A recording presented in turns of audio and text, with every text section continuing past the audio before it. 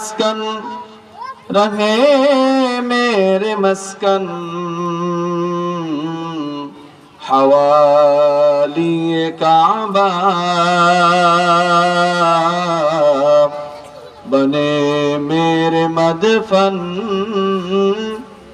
बने मेरे मदफन दियारे मदीना मोहब्बतेर साथे एकटू पढ़े नेই बलागल उला बिकमालिहि कशफत दुजा बिजमालिहि हसनत जमीउ खिसालिहि सल्लू अलैहि व आलिहि तमन्ना दर्द दिल की है कि खिदमत कर फकीरों की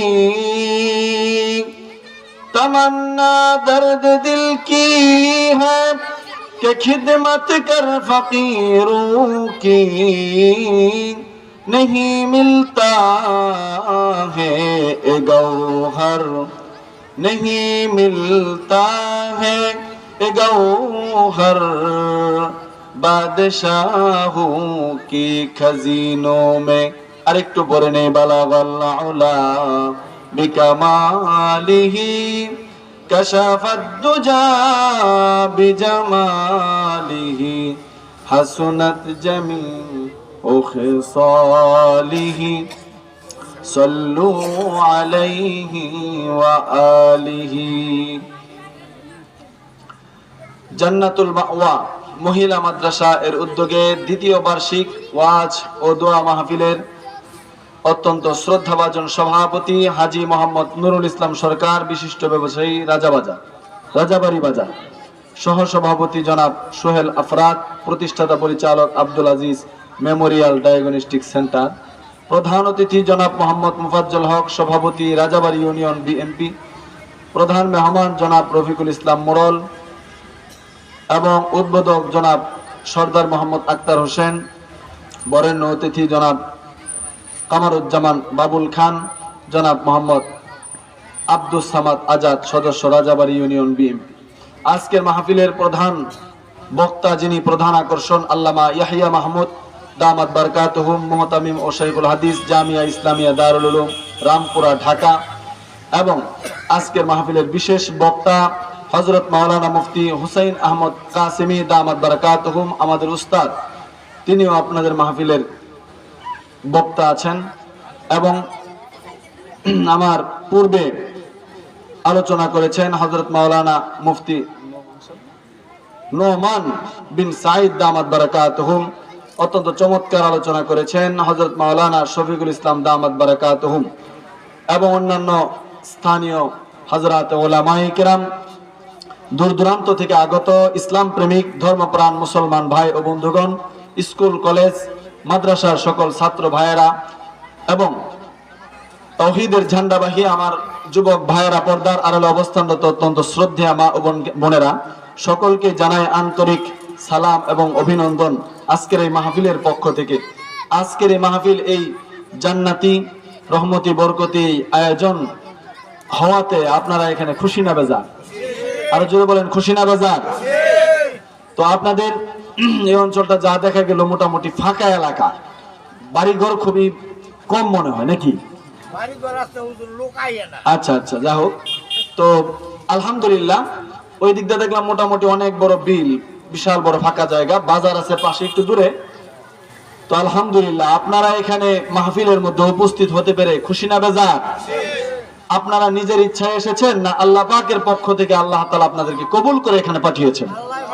আল্লাহ তাআলা কবুল করে আপনাদেরকে পাঠাইছে। এর কারণ সব জায়গায় বান্দা যে কোনো নেক কাজ, নেক আমল নিজের ইচ্ছায় সবকিছু করা যায় না। শক্তি, সমর্থ, টাকা পয়সা, জ্ঞান, বুদ্ধি, শিক্ষার বলে আপনি সবকিছু করতে পারবেন না।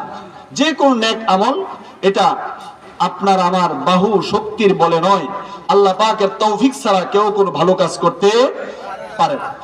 অনেক বড় বড় শিক্ষিত মানুষ এখানে আছে, গিয়ে দেখবেন অনেক বড় বড় জ্ঞানী বুদ্ধিজীবী চাষটলে বসলে দেখবেন প্রত্যেকটা চাষ দোকান, প্রত্যেকটা চাষটলি একটা করে সংসদ ভবন, ঠিক কিনা? প্রতিটা চাষটলি একটা করে সংসদ ভবন। তো সেই সংসদ ভবনে গিয়া দেখবেন সেখানে প্রধানমন্ত্রী আছে, বিরোধী দল আছে, এমপি মন্ত্রীর কোনো অভাব নাই। তো এত সংসদ, এর ভিতর থেকে আমাদেরকে যে যাচাই বাছাই করে আল্লাহ তাআলা এই জান্নাতের বাগানে এখানে আনছেন, এটা আল্লাহ পাকের ইচ্ছায়। এই মজলিসে সবাই আসতে পারবে না। যেমন আপনারা দেখবেন রাজাবাড়ি বাজারে স্বর্ণকারের দোকানে লোক সংখ্যা খুব কম যায়, এখানে মানুষ কম যাবে। আবার গিয়া দেখবেন যেখানে 10 টাকা 20 টাকার কাপড় চোপড় ফুটপাতে বিক্রি হইতেছে, সেখানে মানুষের ধাক্কাধাক্কি আছে না নাই? আরো জোরে বলেন। স্বর্ণের দোকানে ভিড়ের কারণে ঢুকতে পারেন না, এমন হয়েছে কোনোদিন? হ্যাঁ, কেন? স্বর্ণের দোকান, স্বর্ণের দাম কম। আচ্ছা, তাহলে ওইখানে যায় না কেন? মানুষ পাতলা কেন? ওইটার দাম বেশি। ওটা কি দাম বেশি? এই মজলিস গুলো আল্লাহ পাকের কাছে এত দামি যে এটার দ্বারা ইহকাল এবং পরকালের কপাল খুলে যায়। সেজন্য এখানে সবার আসার ভাগ্য হয় না। তকদির যাদের ভালো তাদেরকে আল্লাহ পাক কবুল করে মাহফিলে পাঠিয়ে দেন। সুবহানাল্লাহ বলেন। আপনি যে হাইটা আসছেন এবং আপনি যে এই মাজলিসে বসছেন, সুবহানাল্লাহ আলহামদুলিল্লাহ বলতেছেন, এই জিকিরের মাজলিসটার দাম আল্লাহ পাকের কাছে এত বেশি যে এটার চতুর্দিকে আল্লাহ পাকের রহমতের ফেরেশতারা আপনার আমার সম্মানে, এই জাকিরিনদের আশিকিনদের সম্মানে, আল্লাহ প্রেমিকদের সম্মানে রহমতের ফেরেশতারা চতুর্দিক দিয়ে বেষ্টন করে আপনাদের মহাব্বতে তারা দাঁড়িয়ে গেছে। সুবহানাল্লাহ বলেন। এবং এখান থেকে আরশে আজিম পর্যন্ত তাদের এই একের পর এক, একজনের উপর আরেকজন দাঁড়াতে দাঁড়াতে আরশে আজিম পর্যন্ত চলে যায়। আল্লাহ পাক তখন জিজ্ঞাসা করে, তোমরা এখানে ভিড় জমাইছো কেন? ফেরেশতারা তখন আল্লাহকে জবাব দেয়, আপনার কিছু আল্লাহ প্রেমিকরা, আপনার প্রেমিকরা, আশিকরা, আপনার কিছু প্রিয় বান্দারা তারা এখানে বসে আপনার জিকির করতেছে। সুবহানাল্লাহ বলেন। এই জন্য আমরা এখানে তাদের সাথে জমায়েত হয়ে গেছি। তো রাসূল আল্লাহ তাআলা তাদেরকে জিজ্ঞাসা করবেন যে তোমরা যে এখানে একত্রিত হয়েছো তারা কি চায়? বলে তারা তো জাহান্নাম থেকে বাঁচতে চায় আর আপনার রহমত চায়, জান্নাত চায়।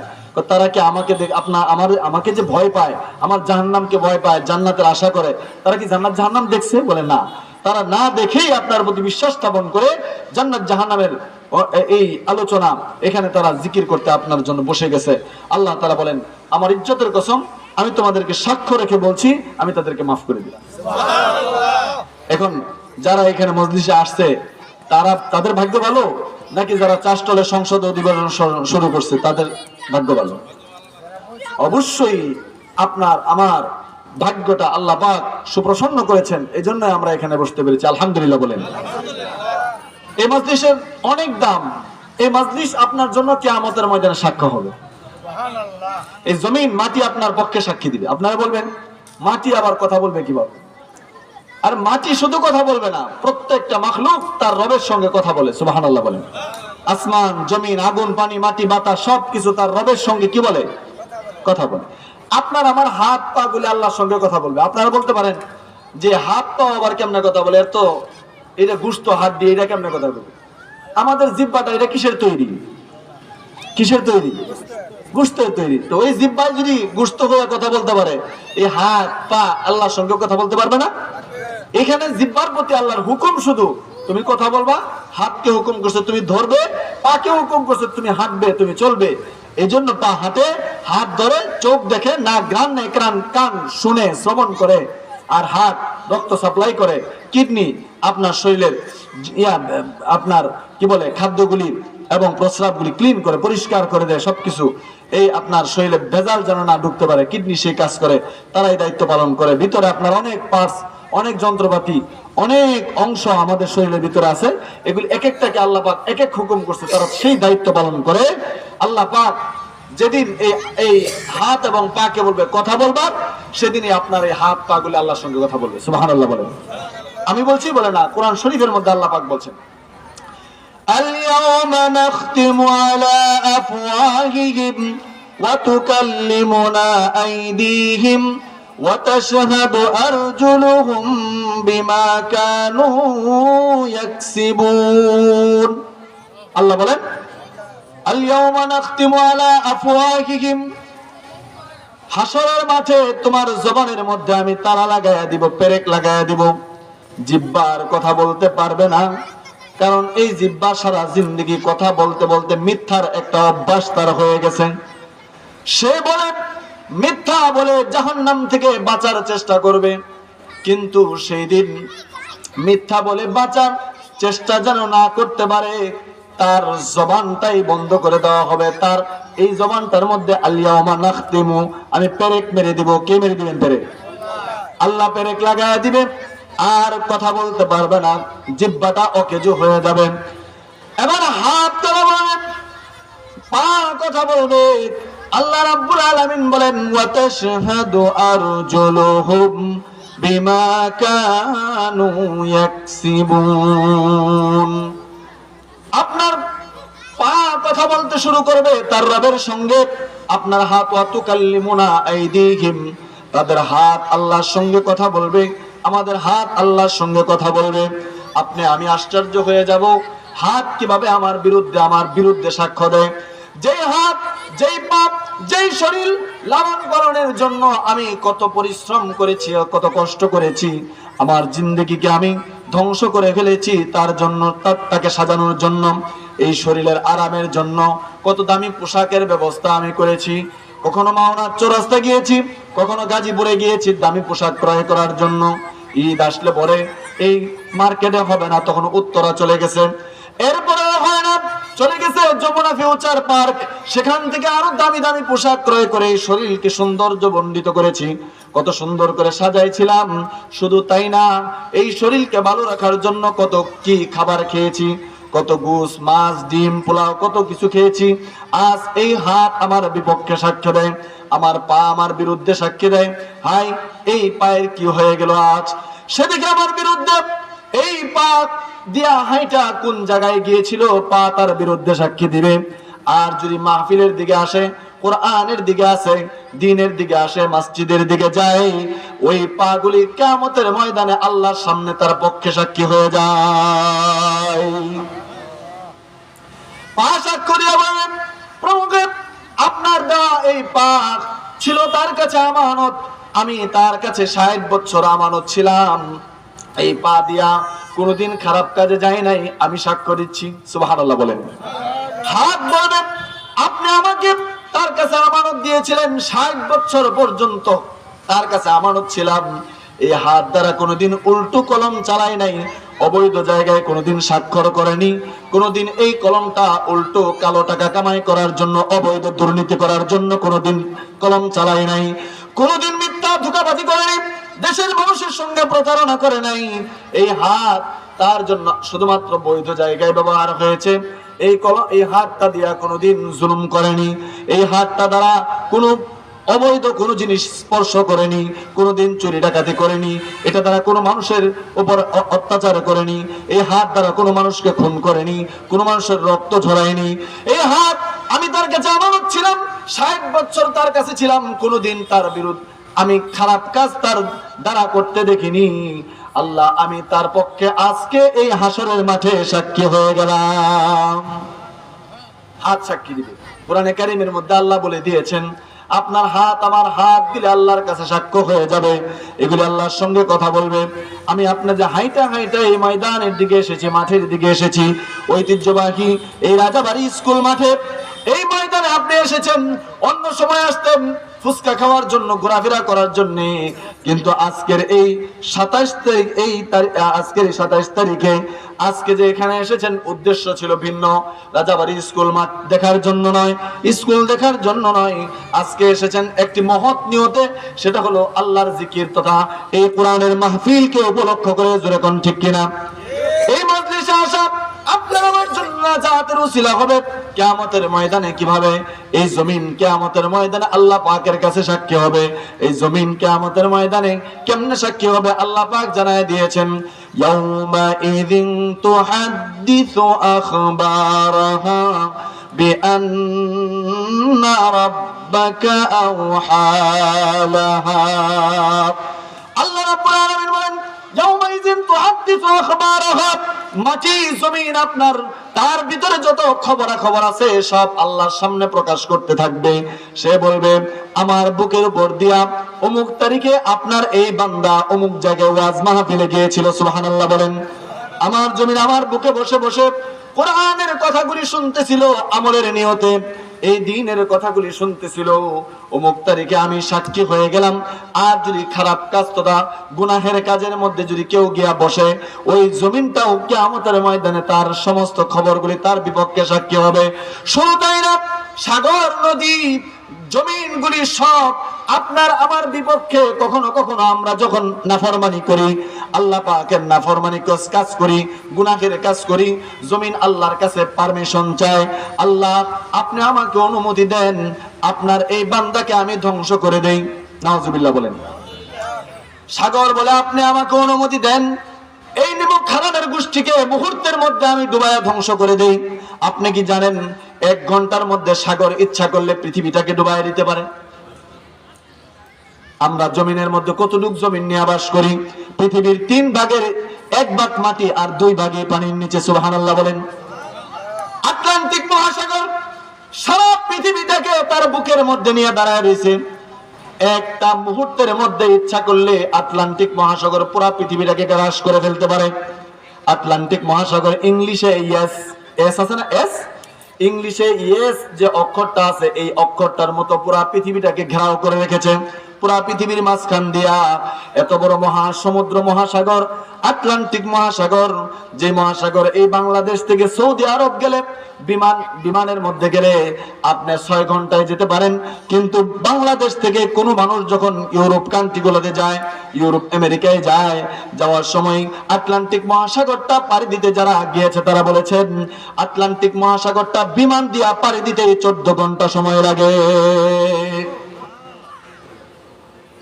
14 ঘন্টা সময় যদি লাগে, তাহলে এত প্রশস্ত একটা মহাসাগর, এক একটা ঢেউ যখন জলোচ্ছ্বাস হয় 5 তলা বিল্ডিং এর মতো উঁচু হয়ে যখন আসতে থাকে, এই পৃথিবীটা ধ্বংস করতে তার জন্য 1 ঘন্টা সময় লাগবে না। আপনি যখন কক্সবাজার যাবেন, সাগরগুলিতে যাবেন, বড় বড় ওই আপনার সমুদ্র এবং বড় বড় নদ নদীগুলির মধ্যে যাবেন, সকালবেলা জোয়ার আসে, সন্ধ্যায় চলে যায়। কীর্তনখোলা নদী, আপনার অনেক বড় বড় নদী আছে, যেই নদীগুলার পানি, সাগরের পানি সকাল আসে সন্ধ্যায় চলে যায়। সকালবেলা গিয়ে দেখবেন পুরো সমুদ্র খালি হয়ে গেছে, পানি অনেক নিচে চলে গেছে, এখানে ভাটা হয়ে গেছে। আবার সন্ধ্যার সময় গিয়ে দেখবেন পুরা সমুদ্র আবার ভরে গেছে। এই পানি কোথায় গেল? এই পানি কোথায় গেল? সারা দিনের ভিতরে এত মহাসমুদ্রের পানি, এত বড় সাগরের পানি কোথায় চলে গেল? আবার এই কয়েক ঘন্টা ব্যবধানে আবার সাগর কেমনে ভরে গেল? কার হুকুমে জোয়ার আসে আর ভাটা হয়? এই পানি কোথায় আল্লাহ পাক জায়গা করে দেন, কোথায় চলে যায়? এটা এখনো পর্যন্ত কেউ কোনো কুল কিনারা খুঁজে পায় না। সুবহানাল্লাহ বলেন। আপনার আমার স্রষ্টাকে আরো জোরে বলেন। আল্লাহকে দেখেছেন? দেখি নাই আমরা কেউ, কিন্তু কিয়ামতের ময়দানে আল্লাহ রাব্বুল আলামিন আমরা দেখব, আল্লাহ পাক আমাদের বিচার করবেন, হিসাব নিকাশ করবেন। আল্লাহ পাকের কাছে আমরা যাব সকলে, নাকি আমরা যাব না কেউ? সকলে যাব। সামনে মাহে রমজান আসতেছে, আগামী বছর আবার যদি এখানে মাহফিল হয়, আবার আমরা আগামী বছর সকলে এখানে উপস্থিত হব। এই সার্টিফিকেট কয়জনের কাছে আছে? কেউ কাছে নেই? 2 একজনের কাছে, কারো কাছেই নাই। আল্লাহ রাব্বুল আলামিন এই জমিনের মধ্যে আমরা যা কিছু আমরা দেখি, এইটা আমার, সেটা আমার, সবাই বলে এটা আমার, এই বাগান আমার, এই বাড়ি আমার, এই ধন আমার, এই সম্পদ আমার, এই বাড়িঘর আমার, এই জমিনটা আমার। অথচ জ্ঞানীগণ বুদ্ধিমান বলে, আল্লাহ পাক বলে এইগুলি সব তোমার না, আসলে এগুলি তোমার কাছে আমানত দেওয়া হয়েছে, এগুলো তুমি শুধুমাত্র এগুলির পাহারাদার। জোরে কোন ঠিক কিনা? আল্লাহ পাক আমাদেরকে শরীরের অঙ্গ প্রত্যঙ্গ, হাত, বাল, কিডনি, চোখ, কানগুলি, এগুলি আমাদেরকে মালিক বানায় দেন নাই। এটা শুধুমাত্র কিছুদিনের জন্য আমানত দিয়েছেন, ব্যবহার করার জন্য, সঠিক ব্যবহারের জন্য। এই জন্য কবি বলছেন, ই আমানত চন্দে রোজা নজদে মাস, ই আমানত চন্দে রোজা নজদে মাস, দর হাকিকত মালিকে হরশে খুদাস। প্রত্যেকটা জিনিস যা কিছু আমাদের সামনে দেখতেছি সব আমাদের কাছে আমানত। ধন দৌলত আমাদের কাছে আমানত, স্ত্রী সন্তান আমানত, পরিবার পরিজন আমানত, আমাদের ধন দৌলত গুলো আমানত, ক্ষমতা আমাদের কাছে আমানত। এই আমানতের খেয়ানত করলে জবাব দিতে হবে কার কাছে বলেন? হাত যদি আপনি অপাত্রে ব্যবহার করেন, জবাব দিতে হবে আল্লাহর কাছে। এই চোখ দ্বারা অপাত্রে তাকাইলে সেটার জন্য জবাব দিতে হবে আল্লাহর কাছে, কারণ এই চোখ আপনার না, এগুলির আমানত কার কাছে? তার। আল্লাহ পাকের। আল্লাহ পাক আমাদের কাছে আমানত দিয়েছেন। বাস্তবিক মালিক করেন মালিককে? প্রকৃত মালিক আল্লাহ। আল্লাহ রাব্বুল আলামিনের এগুলি মালিক। এই জন্য আল্লাহ পাক যখন চাইবেন তখনই টান দিয়ে নিয়ে যান, ঠিক কিনা? আপনি ইচ্ছা করলে ফিরিয়ে রাখতে পারবেন? আপনি ইচ্ছা করলে এই বডিটা, দেহটা চিরদিন আপনি বাঁচায় রাখতে পারবেন না, কারণ আপনি এটার মালিক না। আপনি কি না?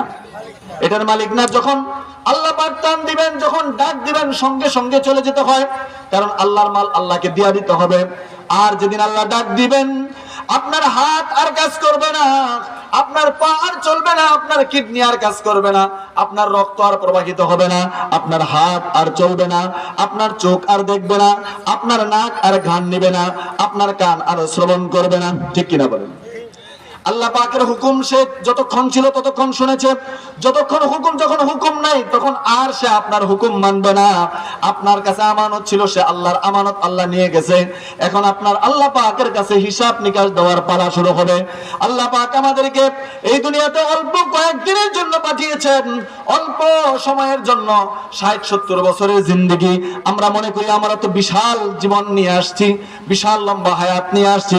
আসলে বিশাল লম্বা হায়াত আল্লাহ পাকের কাছে হায়াতের কোনো একেবারেই ক্ষণিকের সময়, খুবই অল্প সময়ের জিন্দেগি, যেটাকে আমরা মনে করি বিশাল জীবন। 60-70 বছর, 80 বছরের জীবন মনে হয় অনেক লম্বা জীবন।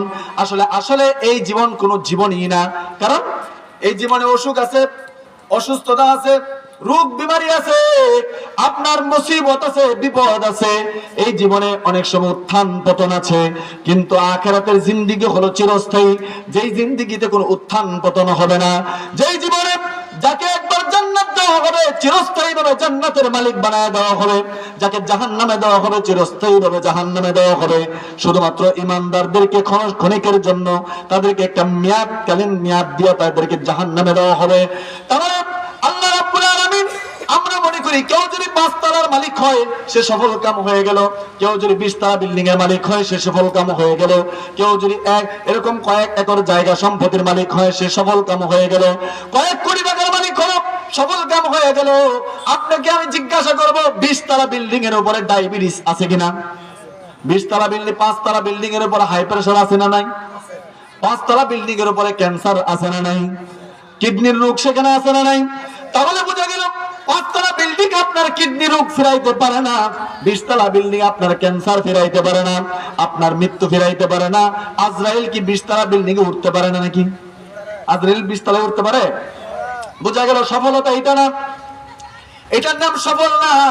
আল্লাহ পাক সফল বলেছেন অন্য আরেকজনকে। আল্লাহ পাক সফল কাকে বলেছেন? আল্লাহ পাক সফলতা, সফল কাম ওই জাতিকে বলেছেন, ওই ব্যক্তিকে বলেছেন, ফামান যুহজিহা আনিন নার, যাকে জাহান্নাম থেকে মুক্ত করা হলো, জাহান্নাম থেকে মুক্তি দেওয়া হয়েছে, ওয়া উদখিলাল জান্নাহ, জাহান্নাম থেকে মুক্তির সনদ যাদেরকে হাশরের মাঠে দেওয়া হবে। আজ তোমাকে জাহান্নাম থেকে মুক্তির সনদ দেওয়া হলো, এই নাও তোমাকে জাহান্নাম থেকে মুক্তির সনদ। সুবহানাল্লাহ বলেন। ওয়া উদখিলাল জান্নাহ, আর জান্নাতে প্রবেশ করানো হলো। যখন আপনাকে জাহান্নাম থেকে মুক্তির সনদ আর জান্নাতে প্রবেশের অনুমোদন আপনাকে দেওয়া হলো, আল্লাহ পাক এখন বলবেন ফাকাদ ফাজ, যে ব্যক্তিকে এই দুইটা সনদ দেওয়া হলো ওই ব্যক্তি সফল কাম হয়ে গেল। সুবহানাল্লাহ, সেই ব্যক্তি সফল। আমি বলেছি 5 তলা বিল্ডিং এর মালিক হলো সফল। আপনার মনে হয় আর লাগবে না। আপনি মনে করেন 6 তলা একটা ভবন করলে, এটার ভাড়া তুললে বুঝি আমি সারা জীবন বসে বসে খাবো, আর মনে হয় আমার কিছু লাগবে না।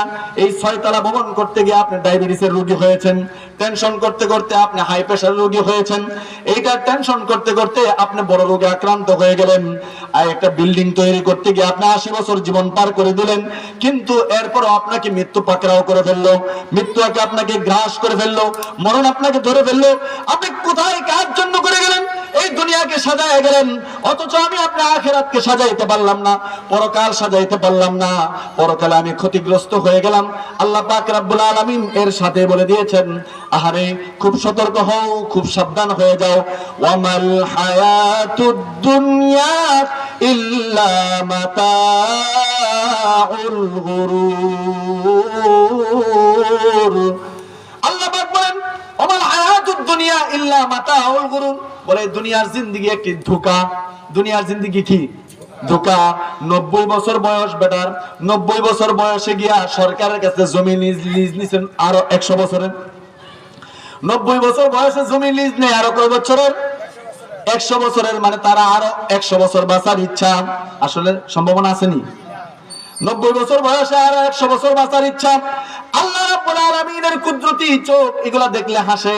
আরে বান্দার লোভ দেখো, হাদিসে পাকের মধ্যে রাসূল বলেছেন মানুষ বুড়া হইতে থাকে, তার আশা খালি লম্বা হইতে থাকে, আশা বাড়তে থাকে। এই জন্য ভাইয়েরা আমার, এই ধোঁকার জিন্দেগি এটা একেবারে ক্ষণিকের সময়। এই মামলায় যদি কেউ হেরে যায় তাহলে আর জিন্দেগি তার বরবাদ হয়ে গেলে আর দ্বিতীয়বার জমিনে আসার আর সুযোগ নেই। এজন্য আল্লাহর নবী, বিশ্ব নবী, আপনার আমার প্যারা নবী মুহাম্মদ আরবি সাল্লাল্লাহু আলাইহি ওয়াসাল্লাম বলে গিয়েছেন, আল কাইয়িসু মান দানা নাফসাহু ওয়া আমিলা লিমা বাদাল মাউত ওয়াল আজিজু মান ইত্তাবা নাফসাহু হাওয়াহা ওয়া তামান্না আলাল্লাহ। আল্লাহ রাসূল বুদ্ধিমান লোক আর নির্বুদ্ধকে দুইটা লোকের পরিচয় দিয়ে গেছেন। বলবো, একটা হলো বুকা, আরেকজন হলো চালাক। একজন বুকা, আরেকজন কি চালাক। আপনারা মনে করেন যে ব্যক্তি গিয়া ধোঁকাবাজি করে 1 লাখ টাকা কামাই করে নিয়ে আসছে, সে চালাক? ওই চালাক, একই চালাক। আরেক লোক সৎ মানুষ, চুরি করতে পারে না, ধোঁকাবাজি দিতে পারে না, মানুষকে ধোঁকা প্রতারণা করতে পারে না, হে মাত্র 10,000 টাকা কামায়, 10,000 টাকা বেতন, এইটাই নিয়ে আসে, আর ঘুষ টুস আর আসবার ডাইন দাম কিছু চিনে না, বুঝছেন? এর কই বুকা। এও আরেকজনও পুলিশে চাকরি করছে, হেও চাকরি করছে, হ্যাঁ কিচ্ছু করতে পারলো না, এই লোক কোটি কোটি টাকার মালিক হয়ে গেছে। এই হলো বুকা, এই হলো চালাক। আসলে কে? এই যে অল্প টাকা বেতন পাইছে, সে চিন্তা করে, সেও পারতো কিন্তু করে নাই আল্লাহর ভয়ে। কিসের জন্য? আল্লাহর রাসূল বলেন যে এই লোকটাই চালাক, এই লোকটাই কি চালাক। কেন? আল কাইয়িসু মান দানা নাফসাহু ওয়া আমিলা লিমা বাদাল মাউত। বুদ্ধিমান ওই ব্যক্তি যে তার মনের বিরুদ্ধে জীবন যাপন করে, আর ওয়া আমিলা লিমা বাদাল মাউত, মৃত্যুর পরের জীবনের জন্য কামাই করে, ওই ব্যক্তি হলো বুদ্ধিমান। আর যে ব্যক্তি বোকা, সে তার মনের মতো চলে, যেমনি খুশি এমনি চলে, নাটকেও যায়, যাত্রাতেও যায়, গানেও যায়, এখানেও যায়, সেখানেও যায়, সব কাজ করে, উল্টাপাল্টা সব কিছু করে, আর খালি আশা করে, বড় বড় আশা করে, বেটা আল্লাহ মাফ করবো তো। নামাজের লোকে খবর নাই, মাহে রমজানের রোজা আসতেছে, কখন রোজা আসলো আর কখন গেল তার খোঁজ খবর নেই। আল্লাহ পাক রব্বুল আলামিন মাহে রমজানের রোজা আমাদের জন্য দিয়েছেন। রোজা আল্লাহ পাকের এই বছরে 1 মাসের ফরজ বিধান। প্রতিদিন নামাজ, 5 ওয়াক্ত নামাজ আল্লাহ পাকের ফরজ বিধান। আল্লাহকে, রাসূলকে চিনে না, আল্লাহ তাআলা কে, আল্লাহ আমাকে কেন দুনিয়ায় পাঠাইলেন জানে না, আল্লাহ তাআলা কে তার পরিচয় তার জানা নাই, আর এই অবস্থায় তারকে কাফন পরায় কবরে দাফন করা হলো। আল্লাহকে চিনলো না। অথচ আল্লাহ পাক কোরআনে কারীমের মধ্যে জানায় দিয়েছিলেন আপনার আমার সৃষ্টির উদ্দেশ্য কি, কেন আপনাকে আমাকে আল্লাহ দুনিয়ায় পাঠাইলেন, দুনিয়াতে বানাইলেন। আল্লাহ পাকের একটি কোরআনের আয়াত আছে, আপনারা সকলেই জানেন, আমি বললে আপনারা জানেন, সবাই আপনারাও বলতে পারবেন, অনেকেই পরিচিত, অনেক বক্তারা এটা দিয়ে ওয়াজ করে এবং খুব বেশি ওয়াজ করে। আল্লাহ পাক বলেন, ওয়ামা খালাকতুল জিন্না ওয়াল ইনসা ইল্লা লিয়াবুদুন। শুনছেন না আয়াত? ওমা খালাকতুল জিন্না ওয়াল ইনসা ইল্লা লিয়াবুদুন। আল্লাহ পাক বলেন আমি মানুষ এবং জিন জাতিকে একমাত্র সৃষ্টি করেছি আমার ইবাদতের জন্য। তাফসীরে জালালাইনে লেখে লিয়াবুদুন অর্থাৎ লিয়ারিফুন, আসলে শুধু ইবাদত উদ্দেশ্য না, এটার দ্বারা তাফসীরে আসছে আসলে উদ্দেশ্য হলো আমার বান্দারা যেন আমাকে চিনতে পারে। সুবহানাল্লাহ বলেন। আমার বান্দারা যেন, আমি দুনিয়াতে মানুষকে পাঠাইছি তারা যেন আমাকে চিনতে পারে, লিয়ারিফুন, তারা যেন আমার পরিচয় লাভ করতে পারে, আমার মারফত লাভ করতে পারে, আমাকে চিনে, আমাকে চিনে। এটার উদ্দেশ্য কি? চিনলা লাভ কি আল্লাহ?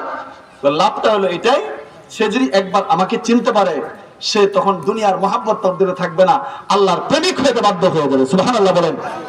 কারণ যখন সে আমার পরিচয় পেয়ে যাবে তখন সে চিন্তা ভাবনা করবে এইভাবে, আহারে পানির নিচে আমি আধা ঘন্টা এখন বাঁচি না, পানির নিচে আমি এখন 5 মিনিট পানির নিচে ডুবায়া ধরলে আমি মারা যাব। অথচ 10 মাস 10 দিন মায়ের পেটের ভিতরে পানির ভিতরে আমি ডুবন্ত ছিলাম। সুবহানাল্লাহ বলেন। সেখানে জীবন বাঁচায় রাখলেন কে? খাবার খাওয়াইছেন কে? এখানে কোন কুদরতি শক্তি বলে? সেখানে তোমাকে নাড়াচাড়া করালো কে? সেখানে তোমাকে বাঁচায় রাখলো কে? সেখানে খাবার খাওয়াইলো কে? এটা তুমি চিন্তা যখন করবে তখনই তুমি লিয়ারিফুন, তুমি তোমার রবকে চিনতে পারবে। সুবহানাল্লাহ বলেন। আর না হয় আপনার নামাজ আর রোজা ইবাদত বন্দেগী আপনার রোজা না করলে আল্লাহর রাজত্বে একটু ঘাটতি হবে না, ঠিক কি না বলেন? আপনার সারা বছর রোজা না রাখলে, আপনি জীবনে একটা রোজা না রাখলেও আল্লাহর কিছু ড্যাম কি আর আল্লাহর কিছু যায় আসে না, আল্লাহর কিছু যায় আসে না। সারা পৃথিবীর মানুষ যদি নমরুদ হয়ে যায়, সারা পৃথিবীর সব মানুষ যদি ফেরাউন হয়ে যায়, আল্লাহর কিছু যায় আসে না। কেন?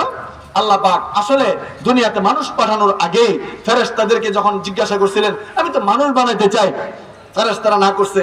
ফেরেশতারা বলল আপনার মানুষ বানানোর কি প্রয়োজন, আপনারাই তো নাহনু নুসাব্বিহু ওয়া নুকদ্দিসু লাক, আমরাই তো আপনার ইবাদত বন্দেগী করি, তাসবিহ পড়ি, ইবাদত বন্দেগী করি, আপনার অনর্থকে মানুষ কেন বানাবেন? এরা গিয়া মারামারি করবে, হ্যাঁ রাহাজানি করবে, দুর্নীতি করবে, বাংলাদেশের টাকা পাচার করে বিদেশে বাড়ি বানাবে, বাংলাদেশে বাড়ি না বানায় বিদেশ গিয়ে বাড়ি বানাইবো, কোটি কোটি টাকা সব এরকম চুরি ডাকাতি করবে, মানুষ মেরে ফেলবে, মানুষ খুন করবে, এই যে হত্যা রাহাজানি করবে, মানুষ বানানোর কোনো প্রয়োজন নাই। কিন্তু আল্লাহ কি বলছিলেন? ওয়ালা ইন্নী আ'লামু মা লা তা'লামুন, আল্লাহ বলেন আমি যা জানি তোমরা তা জানো না। আল্লাহ এই কথাটা ফেরেশতাদের নাকে মুখে জবাব দিয়ে দিলেন, আমি যা জানি তোমরা আমার সৃষ্টি, তোমরা এখানে নাক গলানোর অধিকার তোমার নাই। আমি মানুষকে আমি বানাবো, মানুষকে আমি গুনাহ করার ক্ষমতাও দেব। আমি যা জানি তোমরা তা জানো না। আমার বান্দা গুনাহ করবে, আমার বান্দা অপরাধ করবে, গুনাহ করা তার স্বভাব এবং খাসলতের মধ্যে থাকবে। কিন্তু এই বান্দা যখন আবার আমার কাছে আসবে 80 বছর গুনাহ করার পরে, আবার যখন চোখের পানি ছেড়ে দিয়া যখন আমার কাছে কেঁদে দিবে, আমার কাছে যখন সে ভুল স্বীকার করবে, অপরাধ স্বীকার করবে, সিলিন্ডার করবে, আত্মসমর্পণ করবে, নামাজের মধ্যে দাঁড়ায়া অপরাধীর বেশে হাত দুটো উপরের দিকে উঠায়া এইভাবে যখন হাত বাঁধবে অপরাধীর বেশে, আরো তখন রুকুর মধ্যে চলে যাবে, আরো অপরাধ স্বীকার করে যখন সিজদায় চলে যাবে, আমি আল্লাহ রাব্বুল আলামিনের সামনে দাঁড়ায় যখন বলবে সুবহান রাব্বিয়াল আযীম, সুবহান রাব্বিয়াল আযীম, সুবহান রাব্বিয়াল আযীম, আমি মহান প্রভুর পবিত্রতা ঘোষণা করি। আল্লাহ রাব্বুল আলামিন তখন বলে আমার বান্দা আমাকে পবিত্রতা ঘোষণা করেছে, আমার বান্দা আমার পবিত্র বলেছে, অথচ আমি তো পবিত্রই, আমি আল্লাহর পবিত্রতার প্রয়োজন নাই, কিন্তু আমি আল্লাহ এমনিতেই পবিত্র। আমার বান্দায় যখন আমাকে পবিত্র বলেছে, আমার বান্দাকে আমি গুনাহ থেকে পবিত্র বানায়া দিলাম। আমার বান্দা যখন সিজদায় গিয়া বলে সুবহান রাব্বিয়াল আলা, আমি আমার মহান প্রভুর, মহান উচ্চ সমুন্নত প্রভুর পবিত্রতা ঘোষণা করছি। আল্লাহ রাব্বুল আলামিন তখন বলবেন আমার বান্দা সাব্বাহানি আবদি, আমার বান্দা আমার পবিত্রতা ঘোষণা করেছে। আল্লাহ পাক সিজদার মধ্যে বান্দার গুনাহ মাফ করে দেয়। আল্লাহ পাক বলেন বান্দা যখন তওবা করে 80 বছরের গুনার বোঝা নিয়া যখন সে চোখের পানি ছেড়ে দেয়, আমার বান্দার গুনাহ তখন যদি মাফ না করি, আমি আল্লাহর তখন লজ্জা লেগে যায়। সুবহানাল্লাহ বলেন। একজন বুড়া মানুষ আল্লাহর কাছে হাত পাতলে আল্লাহ কবুল করেন। ভাইরা আমার, এই জন্য আল্লাহ রাব্বুল আলামিন কেন আমাদেরকে বানাইলেন? আল্লাহকে চিনার জন্য। আল্লাহকে চিনলে বলে ওই বান্দা ফেরেশতার চাইতে দামি হয়ে যায়। আল্লাহ পাক বলেন বান্দা যখন আসমানের দিকে তাকায়, আকাশের দিকে তাকাইলে তার স্রষ্টাকে খুঁজে পায়। যখন সে তার দুধ খাবার দুধের দিকে তাকায়, তখন আল্লাহকে আমাকে খুঁজে পাবে। আপনি যখন ফুলের দিকে তাকাবেন, আপনি তখন আপনার রবকে খুঁজে পাবেন। আপনি একটা গোলাপ ফুল আপনার সামনে আসলে পরে আপনি গোলাপ ফুলটা নাকের কাছে নিলেই ঘ্রাণ আছে না নাই? কেমন সুন্দর ঘ্রাণ! গোলাপ ফুলের ঘ্রাণটা কেমন? খুব মনোমুগ্ধকর, অত্যন্ত হৃদয়গ্রাহী এবং দিল খুব আকৃষ্ট করে, মনকে একবার মাতোয়ারা করে ফেলে। গোলাপ ফুলের ঘ্রাণ কখনো দেখেছেন? দেখছেন কোনদিন? আল্লাহ রাব্বুল আলামিন বলেন তুমি গোলাপ ফুল দেখো কিন্তু ঘ্রাণ দেখো না। ঘ্রাণটা ওই গোলাপের পাপড়ির মধ্যে কোথায় গোপন করে রেখেছি তুমি দেখো নাই। আমি আল্লাহ ওইখানে, আমাকে তুমি দেখবা না। আমি আসমান জমিনের সব জায়গায় আছি, কিন্তু তুমি আমাকে দেখবে না। কখনো আমি ফুলের ঘ্রাণ হয়ে তোমার সামনে গিয়েছিলাম, তুমি দেখো নাই। অথচ আল্লাহ পাক রব্বুল আলামিন বলেন তুমি যদি আমাকে চিনতে চাও, তুমি যেদিকে তাকাবে শুধু আমার কুদরত দেখতে পাবে। আমার কুদরতের দিকে তাকাইলে তুমি আমাকে চিনতে পারবে। আপনার এই এলাকায় এই মাঠের মধ্যে যদি একটা গরুর লেদা যদি আপনি দেখেন, লেদা দেখলে প্রমাণ হবে এই এলাকায় একটা গরু আছে। কি বলেন? না লেদা গরু ছাড়া আর লেদা আসবে? গরুর লেদা দেখলে এক একজন মূর্খ মানুষ সে বুঝতে পারবে এই মাঠের মধ্যে একটা গরু এসেছিল, গরু ছাড়া গরুর লেদা আসতে পারে না। আপনার কাছে একজন বিসিএস ক্যাডার অথবা একজন ডক্টরেট পারসন, একজন ব্যক্তি যদি আপনার সামনে এসে দলিল খাড়া করে, এই মিয়া মূর্খ মানুষ তুমি, লেদা হইলে গরু হয়? একজন শিক্ষিত, সর্বোচ্চ শিক্ষিত মানুষ এসে আপনার সামনে বললো, তুমি মূর্খ মানুষ, লেদা দেখলে গরুর কথা বলতে হবে যে এই এলাকায় গরু আছে বা এখানে গরু আসছিল, তখন আপনি কি বলবেন? এটা শিক্ষিত? এই শিক্ষিত, এটা শিক্ষিত? আপনি মূর্খ মানুষ হলে, একজন মানুষ মূর্খ যদি হয়, সে বলবে যে এই অন্য মানুষ যে বিচার করতে আসে যে শিক্ষিতদের মাথা কিছু নাই, এই মূর্খ যে ব্যক্তি একজন কৃষক মানুষ, সে এই গরুর লেদা দেখে বলতেছে গরু আছে, আসলে কার কথা সত্য? মূর্খের কথা সত্য। ঠিক তেমনি ভাবে অনেক বিজ্ঞানীরা, সারা পৃথিবীর অনেক কিছু বিজ্ঞানী আছে এমন যারা কপাল পুরা দুর্ভাগা হতভাগা, আসমান জমিন সব নক্ষত্র গ্রহ নক্ষত্র দেখে, এই মহাসমুদ্র দেখে, এই আসমান জমিনের এই ঘূর্ণয়ন অবস্থান দেখে তারা তার রবকে আল্লাহকে চিনতে পারে। কেন? এরা কপাল পুরা। ওই শিক্ষিত যেমন গরুর লেদা দেখা গরু চিনে না, একজন মূর্খ মানুষ লেদা দেখা গরুর প্রমাণ পেয়ে যায়। আপনি সকালবেলা দেখেছেন সূর্যটা পূর্ব আকাশে উঠেছে আর সন্ধ্যাবেলায় পশ্চিম আকাশে ডুবে গেছে। আজ হাজার বছর যাবৎ, হাজার লক্ষ কোটি বছর যাবৎ সূর্যটা পূর্ব দিকে উঠে আবার পশ্চিম দিকে ডুবে। এত বড় মহান সূর্য, এত মহা সূর্য, যেই সূর্যটা বিজ্ঞানীরা বলে পৃথিবীর চাইতে কয় লক্ষ গুণ বড়, পৃথিবীর চাইতে 13 লক্ষ গুণ বড়। এই সূর্যটাকে কে একবার উঠায় আসমানের উপর দিয়া চতুর্দিক দিয়ে এইভাবে ঘুরায়, এটাকে এইভাবে ঘুরায় কে? জোরে বলেন না। আপনি বলেন তো, এই যে এইখানে মাইক্রোফোনটা আমি যদি আপনাদেরকে বলি এটা এমনি এমনি এখানে দাঁড়ায় গেছে, আপনারা কি বলবেন? আমার মাথায় কিছু আসেনি। আমি যদি বলি এমনি এমনি দাঁড়ায় গেছে মাইক্রোফোনটা এখানে, আপনারা বলবেন না কোশ্চেন কারেও না, এটা এমনি এমনি দাঁড়াতে পারে না, এটা মাইকম্যান আইসা এখানে ফিট করছে এরপরে আসছে। কি বলেন? আর তাহলে এখানে এটা কেউ না কেউ এটা দাঁড় করাইছে, এটা আমরা বুঝতে পেরেছি। এত বিশাল আকাশ খুঁটি দেখছেন কোনোদিন? কোন সলডা পড়ে গেছে কোনোদিন? রাজাবাড়িতে কোনোদিন আসমানতে কোন সলডা পড়ে গেছে খুললা দেখছেন কোনোদিন? কোনোদিন রং খৈসা পড়ে গেছে কোনোদিন দেখেননি? আল্লাহ রাব্বুল আলামিন বলেন আমার রাজত্ব এমন, ওই সূর্যটা প্রতিদিন উঠাই, আবার চাঁদটা প্রতিদিন রাত্রে বেলা উঠাই। এত এত তারকা দিয়ে আমি আসমান জমিনকে সাজিয়েছি। আপনি যদি আল্লাহকে চিনতে চান, ওই গরুর লেদা পেয়ে যেমন গরুকে চেনা যায়, আসমান এত বড় বিশাল খুঁটিবিহীন আকাশটা দেখে কি একজন মিস্ত্রি, একজন মহান কারিগর, একজন মহান স্রষ্টার পরিচয় কি পাওয়া যায় না? যায় না? এটা কেমনি হয়ে গেছে? বিশাল আকাশ এমনি হয়ে গেল। তাহলে প্রতিদিন এই সূর্যটাকে কেউ উঠায়? আল্লাহ পাক উঠায়। তাহলে আল্লাহকে চেনার জন্য আল্লাহ কয় আমাকে দেখা যাবে না, আমাকে কি করা যাবে না? দেখা যাবে না। যেমন ফুলের মধ্যে ঘ্রাণ দেখা যায় না, অনেক দামি জিনিস আছে দেখা যায় না। জ্বরের নাপা ট্যাবলেট খাইলে জ্বর ভালো হয়। আবার এমনই এই আটার ট্যাবলেট আরো আছে, ওইটা খেলে গ্যাস্ট্রিক ভালো হয়। কিন্তু কোনোদিন গ্যাস্ট্রিক যে ভালো হয় ঔষধের যে গুণটা কোনোদিন এই ঔষধের মধ্যে দেখা যায়? কোনটা জ্বরের ট্যাবলেট কোনটা? এটা ট্যাবলেট দেখলে বোঝা যায় না, তার বাহ্যিক প্রকাশ্য দেখলে বোঝা যায় না, কারণ ওইটা দেখলে বোঝা যাবে না। আল্লাহ রাব্বুল আলামিন আসমান জমিনের ভিতরে লুকায়িত, পুরা জমিনের মধ্যে লুকায়িত, ফুলের মধ্যে তিনি লুকায়িত। আল্লাহ পাক গাছের পাতার দিকে তাকাইলে আল্লাহর পরিচয় পাওয়া যায়। এইজন্য কোন এক কবি বলেছেন, नजर को उठा कर जिद हर देखता हो, नजर को उठा कर जिद हर देखता हो, तुझे देखता हो ना अगियारे तेरा। दृष्टि को उठा যেদিকে তাকাবেন শুধু আল্লাহর নিদর্শন, আল্লাহ রাব্বুল আলামিনের কুদরত দেখা যায়। বছরে বছরে বৃষ্টি আল্লাহ পাক যদি বর্ষণ না করেন নামাইতে পারবেন এক ফোঁটা বৃষ্টি। আল্লাহ রাব্বুল আলামিন বর্ষাকালে যদি পানি না দেন আপনি এক ফোঁটা বৃষ্টি নামাইতে পারবেন না, আপনি পানিও আনতে পারবেন না। আল্লাহ পাক রাব্বুল আলামিন বলেন আসমান জমিনের মধ্যে আমার নাফরমানি করলো আমি খাওয়াই, আমি তাকে পড়াই, আমি তাকে রিজিক দেই, আমি তাকে সব কিছু দিব, কিন্তু আমি আল্লাহ রাব্বুল আলামিন অপরাধ করলে, গুনাহ করলে, আমার নাফরমানি করলে সঙ্গে সঙ্গে আমি ধরি না, সঙ্গে সঙ্গে আমি তাকে আক্রমণ করি না, সঙ্গে সঙ্গে তাকে আমি শাস্তি দেই না। কারণ কি?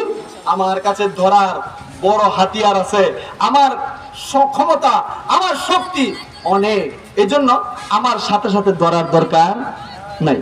আমরা চিন্তা করি আমাদের যদি কেউ একটা সর মারে আমরা সাথে সাথে আরেকটা দিয়ে দিই, কারণ আমাদের ক্ষমতা কম। আমাদের কি কম? ক্ষমতা কম। কিন্তু আল্লাহর ক্ষমতা এমন নয়। আল্লাহ পাক রব্বুল আলামিন বলে যে আমার ক্ষমতা তো অনেক, আমার হাত থেকে বাঁচার, আমার হাত থেকে বের হয়ে যাওয়ার কোনো সুযোগ নাই। একজন মানুষ রোজা রাখছে না, আপনারা দেখবেন এই মাহে রমজান আসতেছে, রোজা না রাখলে আল্লাহ তাআলা ফোর্স পাঠাবে, সেনাবাহিনী পাঠাইবো, ফেরেশতা পাঠাইবো ধরে নিয়ে। কারণ এটা ধরার আল্লাহর দরকার নাই, কারণ আল্লাহ পাক জানায় দিয়েছেন ইন্না ইলাইনা ইয়াবাহুম সুম্মা ইন্না আলাইনা হিসাবাহুম। আল্লাহ বলেন ইন্না ইলাইনা ইয়াবাহুম, তোমার প্রত্যাবর্তন আমার কাছে আসতেই হবে, ঠিক কিনা? আমার কাছে আসতে হবে। তুমি আমাকে বিশ্বাস করো, আমাকে মানো আর না মানো, আমার কাছে আসতে হবে। তুমি যাই করো না কেন, যেখানেই যাও না কেন, আমার কাছে আসতে হবে।